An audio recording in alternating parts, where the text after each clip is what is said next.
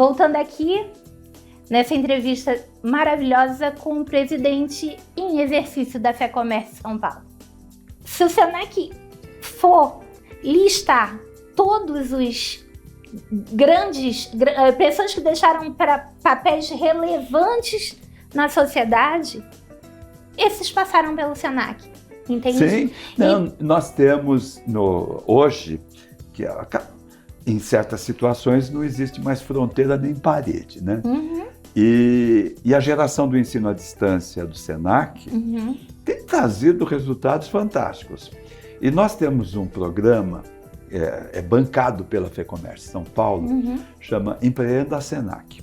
Porque embora o Senac seja focado em formar os trabalhadores, sim, o espírito empreendedor tem que estar na cabeça de todo mundo. Sim, lógico. E esse Empreenda Senac, a gente começou em 2015 com os nossos alunos e a federação paga o prêmio. O prêmio é em dinheiro e é um seed money, é um dinheiro semente se quem apresentar o projeto vencedor quiser empreender, já tem um dinheirinho. Nossa, isso é uma novidade que... Olha, doutor Ivo, eu vou pedir para o senhor repetir isso para o nosso telespectador. Mas eu vou contar mais disso. Conta mais então. Começou em 2015 com 315 projetos em 5 áreas.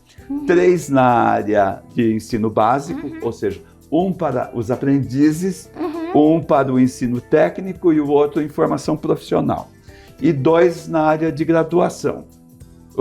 Claro, participam da área de graduação apenas os alunos dos nossos centros universitários, que são São Pedro, Campos do Jordão e Santo Amaro. Sim.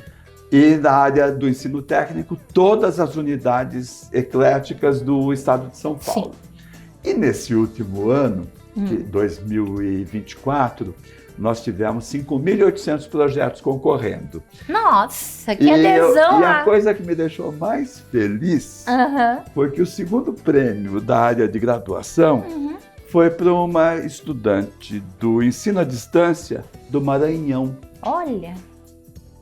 Então, veja, a gente também está adaptado a esses tempos que derrubaram as paredes e as cercas. E as fronteiras, né?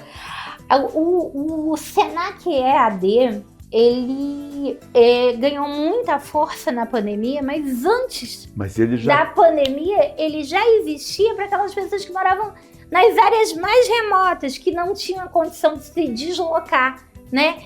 E a gente que trabalha muito com a pauta feminina, de ver quanto as mulheres necessitam migrar para uma independência financeira, e a gente vê o quanto é relacionado o respeito que o companheiro tem à mulher quando ela tem renda e quando ela é dependente dele. E nessas situações onde a mulher precisa de uma ajuda para recomeçar a vida, geralmente ela não tem outra porta para bater senão a do Senac, onde ela é acolhida e ela recebe a primeira formação profissional e a oportunidade de sair daquele ciclo de violência, principalmente na área de hospitalidade, na área de beleza, que são vocações do Senac, né? E que são geralmente os primeiros cursos, gastronomia, hospitalidade e beleza, que a mulher procura para conseguir manter, né, a sua família, independentemente de ter ou não, né, um companheiro ali ajudando. Pode falar. Não, é o seguinte, a gente só é cidadão com autonomia. Exatamente. Então, as mulheres têm direito à autonomia. Exatamente. Então, a ferramenta que nós temos é oferecer a formação. E cá entre nós, a gente não discrimina. os alunos, sejam homens, mulheres. Aliás, eu acho que tem até um número muito maior de mulheres hoje. Nós somos muito mais procurados pelas mulheres. Justamente por isso. E isso nos deixa muito confortável. É porque a porta do futuro é o Senac. A porta do futuro para qualquer pessoa, para o jovem, para a mulher, para o idoso que antes tinha uma profissão que hoje essa profissão não existe mais, o mercado extinguiu e que ele vai buscar uma nova capacitação. A primeira porta que ele encontra é a do Senac. O Senac é a verdadeira mudança de vida, é a verdadeira esperança no futuro, é a verdadeira formação para o mundo. E, assim, não são poucos, mas são inúmeros os casos das pessoas que conseguiram recomeçar a vida, ou começar a vida, ou ter a felicidade de ter seus filhos preparados, né, para o mercado de trabalho e empregados através de um curso do Senac. E existe uma outra coisa que eu até gostaria de mencionar, porque eu entendo ser muito importante, é que nós temos na grade itinerários que, com passos curtos, as pessoas se especializam. Sim. E há pesquisas, e é muito interessante, porque às vezes a pessoa fala, eu fiz 80 cursos. Você fez 80 cursos? Mas o curso que você escolheu, ele é focado em algo que a tua região demande? Nem sempre. As pessoas escolhem por afinidade e esquecem que talvez, se tivesse o foco no que o mercado esteja demandando, teria mais facilidade. E a partir daí, a partir do ganho de autonomia, porque a sua especialidade o recolocou ou o colocou numa nova trilha, poder buscar a ampliação ou a multiplicação daquilo que adquiriu. Eu acho que essa é a grande diferença dos centros de formação profissional do Senai, do Senac, é que essa pesquisa do que é a vocação daquela área já é feita. Então, diferentemente dos cursos que as pessoas pagam, né, que não há pesquisa nenhuma se o mercado vai absorver aquela mão de obra, se o mercado está precisando. Não, os centros de formação vinculados ao Sistema S, eles já fazem essa pesquisa e já oferecem os cursos de acordo com a demanda e a vocação daquela região. Não é isso, doutor? Exatamente. Não, e outra coisa, hoje há demandas que acabam, que a pessoa, o cidadão médio não percebe. Mas, por exemplo, se você entra na área da formação da moda, a definição do rótulo, da etiqueta, demanda uma formação específica. Sim. Porque a etiqueta tem que conter determinadas informações, então há necessidade desse tipo de técnico para... E o técnico, e o designer gráfico, e coisas dessa ordem. A área da moda é outra coisa que o Senac faz com maestria e que eu sempre digo. Quando você não tem nenhum emprego e você precisa empreender, qual é a empresa mais fácil que você vai montar, né? Com o equipamento mais acessível? É uma máquina de costura. A máquina de costura, a partir dela, você tem uma fábrica, né? Então, a área de moda, ela é uma área muito necessária porque ela é a maneira mais fácil de uma pessoa empreender, né? E já gerar resultado rapidamente. Então, senhoras, mães, pessoas que não têm necessariamente dinheiro para investimento, né? E que precisa passar a empreender de uma hora para outra, qual é o melhor caminho? O melhor caminho é a porta da formação na área de moda. Porque você compra uma máquina de costura e você ali pode fabricar muito, né? E passar a comprar mais máquinas e fazer uma fábrica, uma oficina de modelagem, porque hoje nós não temos mais a tradição de passar de mãe para filha, né? Agora, você começa assim. É o tipo do trabalho que você pode fazer sem sair de casa. Isso. E à medida que você for crescendo, tem o nosso irmãozinho empreendedor chamado Sebrae, que vem, abre a porta e te dá oportunidade. Mas a maioria das grandes confecções, né, começaram com uma máquina de costura e ali meia dúzia de tecidos que a pessoa conseguiu adquirir, né? E hoje você vê, e é muito interessante em São Paulo, né, que a gente consegue observar na região do Brás, o que na maioria das cidades a gente não encontra, porque São Paulo não é só a maior cidade do Brasil, ela também é a cidade que tem exemplos, né, é o maior comércio, a maior área de especialização, e tem exemplos de tudo, tem mini mundos, né, bairros que são mini mundos, né, com vocações específicas. E a área do Brás a gente vê muito especificamente, né, que você tem oficinas de corte, oficinas de costura, né, você tem os fornecedores no atacado, né, você tem os lojistas, né, você tem os empreendedores que estão comprando no atacado para vender no varejo, né? Então, ontem mesmo eu explicava, né? O que é uma oficina de corte. A modelagem, ela é uma coisa que só é ensinada na sala de aula. Modelagem envolve cálculo, a modelagem envolve uma série de outras coisas que não é como uma máquina de costura, que é a parte da costura que você pode ensinar um sujeito em poucas demonstrações como ele fazer aquela costura específica, né? Porque nenhuma oficina de costura hoje faz um trabalho artesanal que se faça a confecção do início ao fim. Cada um tem a sua área específica de costura. Um só prega o zíper fechecler, como seja na região, o outro só trabalha na costura interna, o outro só no overlock, outro no acabamento, galoneira, enfim, uma série de coisas. E as oficinas de corte existem justamente por quê?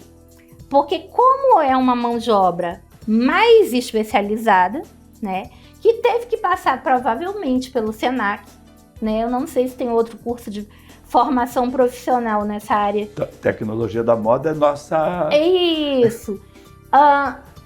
De outra instituição, né? Aqui é conhecida no Brasil inteiro e tem validade fora do Brasil, é o Senac. Nós temos em São Paulo unidade específica na área da moda. Sim. No bairro da Lapa. No bairro da Lapa. Então, o que acontece? O modelista, ele é um profissional mais especializado. Sim. Né? Ele teve que passar por uma sala de aula. Ele é mais bem pago, ele é mais remunerado, né? Ele esteve no Senac e recebeu aquele futuro, né? Através de uma formação profissional. Doutor Iriva, eu vou pedir mais um minutinho comercial e voltamos já com essa conversa, agora falando sobre o Sesc, né? Um pouquinho. A gente volta já.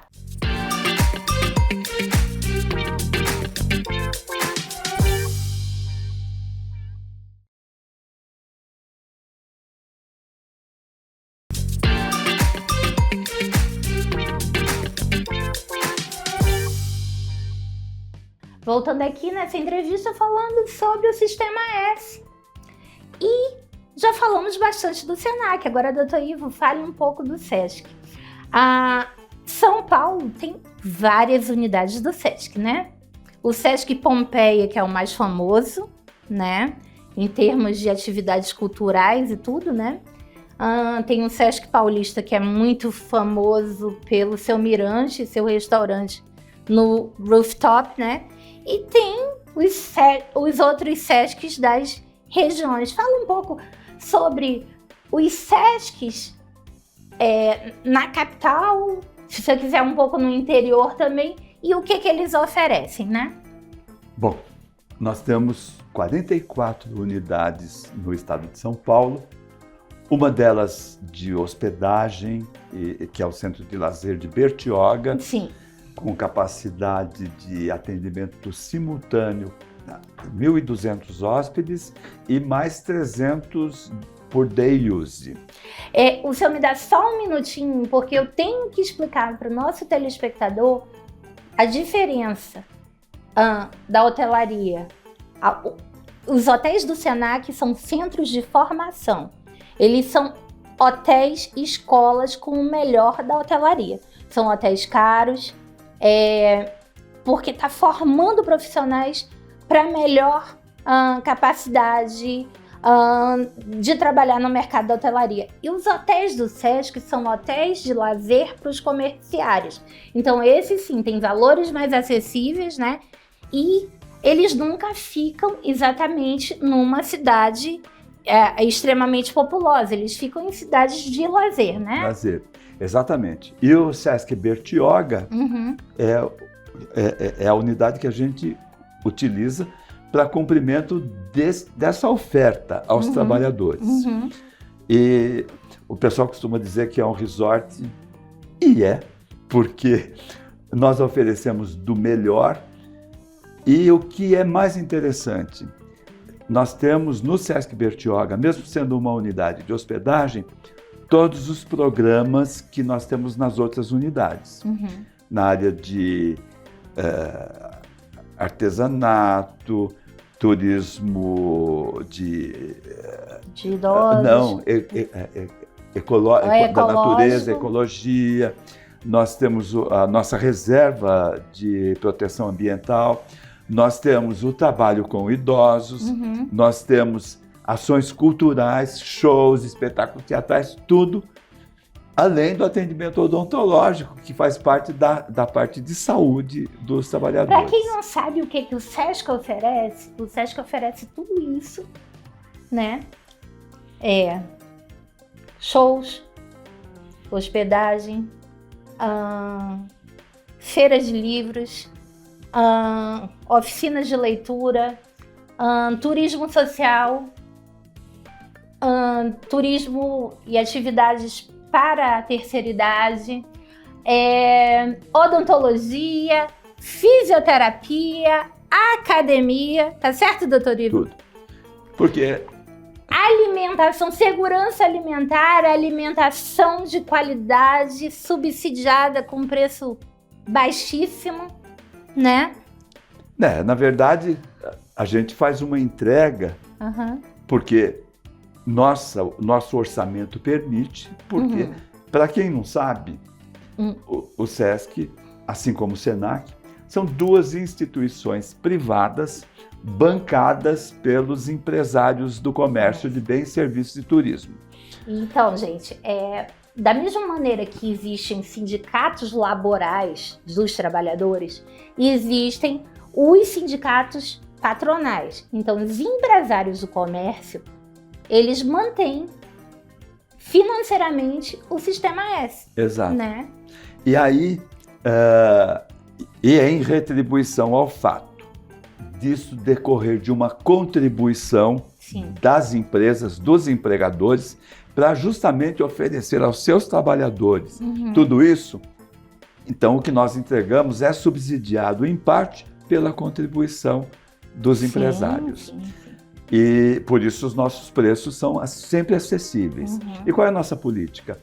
Tentar dar acesso a quem não tem condições econômicas daquilo que apenas quem tenha condições econômicas possa acessar. Eu vou dar um exemplo.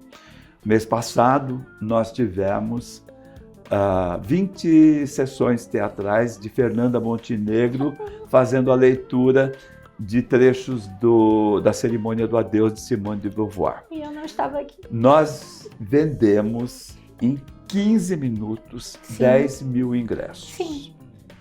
Foi uma catarse. Tanto é que Fernanda Montenegro, no próximo dia 18, vai fazer uma apresentação no Ibirapuera, gratuita, para quem não conseguiu vê-la no teatro. Nós estimamos que mais de 20 mil pessoas estarão por lá. Eu estou dando esse exemplo top, mas assim como nós tivemos a oportunidade de apresentar a Fernanda Montenegro, temos tido outros artistas que, inclusive, se consideram nossos parceiros. Os shows são de qualidade absurda. Shows que não são financeiramente viáveis, né? Às vezes, o ingresso seria absurdamente caro para que se montasse numa casa de show regular. O Sesc, com o seu subsídio, consegue oferecer um show de excelentíssima qualidade por um preço acessível ao trabalhador, né? E à comunidade de uma forma geral. Exatamente. Então, nós temos sempre esse preço especial para os trabalhadores do comércio de bens, serviços e turismo. E, para quem não sabe, os trabalhadores da educação privada têm acesso. Sim. E os trabalhadores da saúde também têm acesso. Sim, isso é muito importante lembrar. As escolas privadas, elas têm cadastro. Todos os trabalhadores das escolas e hospitais privados, eles têm direito à carteirinha, credencial do Sesc. A credencial plena do Sesc. E nós temos mais da metade das nossas unidades operacionais na Grande São Paulo. E 1/3 delas no interior. E com um plano de investimento muito grande, para os próximos 10 anos, nós já vamos inaugurar em novembro Franca, no interior. No primeiro semestre do ano que vem, nós vamos reinaugurar Taubaté. Eu falo reinaugurar porque Taubaté era uma unidade que não tinha todos os equipamentos. Então, acabamos de construir o teatro. Taubaté também foi uma região que mudou de vocação, né? Sim. E aí, temos em construção Limeira e Marília. Com isso, nós teremos na cobertura do estado de São Paulo, nós teremos unidades a menos de 100 quilômetros de qualquer lugar do estado de São Paulo. E como nossas estradas, felizmente, são boas e fluídas... Ao contrário de nós, no Amazonas, que não temos estradas. Mas vocês têm os rios. E, então, nós estamos cumprindo essa primeira meta da expansão no interior. E na capital nós entregamos o ano passado a unidade 14 bis, na Bela Vista, e a unidade Casa Verde, que são unidades que ainda não estão oferecendo 100% dos programas, mas já estão acolhendo o público e entregando aquilo que já é possível entregar nas unidades. Qual foi a primeira unidade do Sesc na capital? A primeira unidade do Sesc na capital não existe mais, era uma casa antiga. A primeira unidade, desculpa, reformulando a pergunta, que está em funcionamento até hoje. A mais antiga que está em funcionamento é o Sesc Carmo, que fica na Rua do Carmo, pertíssimo da Praça da Sé, a 50 metros da Praça da Sé. E é uma unidade que não tem piscina, por exemplo, porque é da época, né? Irrelevante, né? Aí a segunda unidade que atendeu esse conceito de atender a todos os projetos, e cá entre nós, ela foi inspirada na Associação Cristã de Moços. Que é a unidade Consolação. Que é o Sesc Consolação, e é um projeto do Ícaro de Melo e Castro, que é um arquiteto reconhecido. Ele é autor do conjunto esportivo do Ibirapuera. Ele é o projetista do Sesc Bertioga e ele é o projetista do Sesc Catanduva. Hoje, que quem sai aos seus não degenera, a Tininha, filha do Ícaro, é a curadora das obras do pai e ela tem o projeto próprio Birigui, Jundiaí, que é uma unidade belíssima, e a unidade em construção de Marília é projeto da Tininha também. Olha que bacana. E aí, fora o Sesc Carmo, o Sesc Consolação, quais as outras unidades em funcionamento hoje? Eu levaria o programa todo para elencar. Mas, as principais a gente pode falar, dizer, né? Não, A unidade com a maior frequência no estado é o 24 de maio. Sim. Que é numa que fica antiga, no centro de São Paulo, gente. No centro clássico. É uma unidade, um projeto do Paulo Mendes da Rocha, magnífico, que funciona numa antiga loja Mesbla. Olha, que delícia. O comércio... O comércio redefinindo a vocação para aquele espaço. Exato. Do comércio. E outra unidade importante, que inclusive é tombada, é a unidade da Pompeia, que é um projeto da Lina Bobardi. Esse nem se fala, né? Esse é conhecidíssimo no mundo inteiro. E eu diria o seguinte, a Lina, quando pensou a Pompeia, nos ensinou como desenvolver as nossas atividades. Olha. Porque ela privilegiou o espaço sob o ponto de vista da ocupação e não da estética. E ela tinha uma noção muito forte do que era a relação do espaço privado de utilização pública, contemplando o popular e o erudito. Perfeita. E a gente tem, né, também o Sesc Paulista, que é, se nós pudéssemos nomear um lugar que é a cara do Brasil, é a Avenida Paulista, né? E você sabe que, na verdade, naquele prédio, era um prédio de escritórios, né? Funcionava a administração do Sesc. Sim.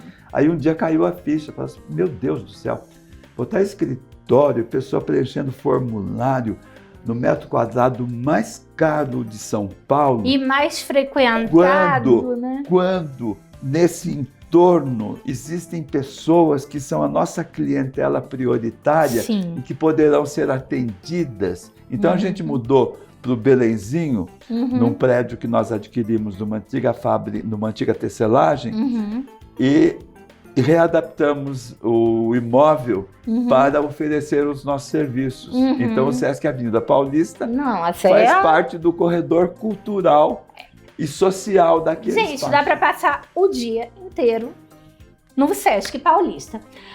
Sempre com atividades culturais, sem esquecer do restaurante e do mirante do rooftop, né? E tem atividade física também. Sim, você pode fazer tem atividade física em cada andar, tem alguma coisa, né, doutor Ivo? Doutor Ivo, eu quero agradecer demais essa entrevista, né? Agradecer o seu tempo, agradecer a sua dedicação ao Sistema S, agradecer aos funcionários aqui pela recepção e agradecer a você pela sua audiência. E quando vier a São Paulo, você pode contar com as unidades Sesc, principalmente se você tiver credencial do comércio de qualquer estado do Brasil. Um beijo e até o próximo programa.